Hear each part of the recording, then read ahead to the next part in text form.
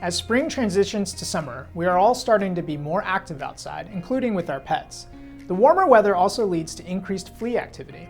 It's important to know that fleas can transmit an infection known as Murine Typhus, also known as flea-borne typhus. Hello, I'm Dr. Michael Chang, Director of Pediatric Antimicrobial Stewardship for McGovern Medical School and Children's Memorial Hermann Hospital. Welcome to this McGovern Medical Minute.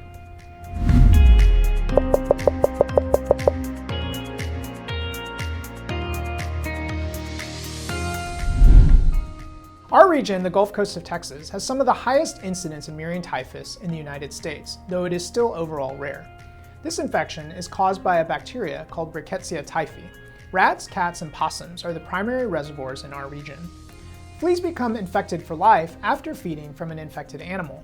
If you come in contact with these infected fleas, and especially the flea poop, through a scratch in the skin, breathing it in, or rubbing your eyes, then you can also become infected.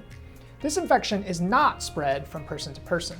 The key to transmission is the flea exposure. The symptoms of Murine typhus include fevers, chills, body aches, decreased appetite, nausea, vomiting, and abdominal pain, and often a short-lived red, flat, spotty rash that can be all over the body. A lot of these nonspecific symptoms overlap with viral infections, including SARS-CoV-2. Murine typhus is underdiagnosed because it's often confused for a viral illness.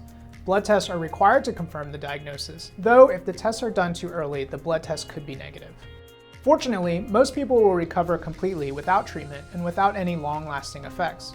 However, it's important to be aware of Murine typhus because for some people, including those with weakened immune systems, symptoms could last a couple of weeks or more. Severe cases may need antibiotic treatment. The oral antibiotic doxycycline is the drug of choice for treating Murine typhus, and if the suspicion is high enough, I recommend starting doxycycline even without the confirmatory blood tests. If you do have Murine typhus, symptoms should improve quickly within 24 to 48 hours of starting the antibiotic. The only way to prevent Murine typhus is to avoid flea exposure.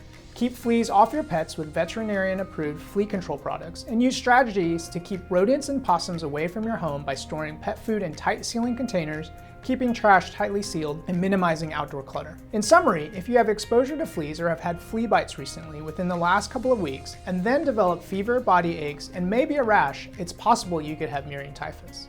For most people, your symptoms will resolve on their own without any long-term effects. But if your symptoms are lasting more than 7 days, consider asking your doctor about Murine typhus and whether starting doxycycline may be appropriate.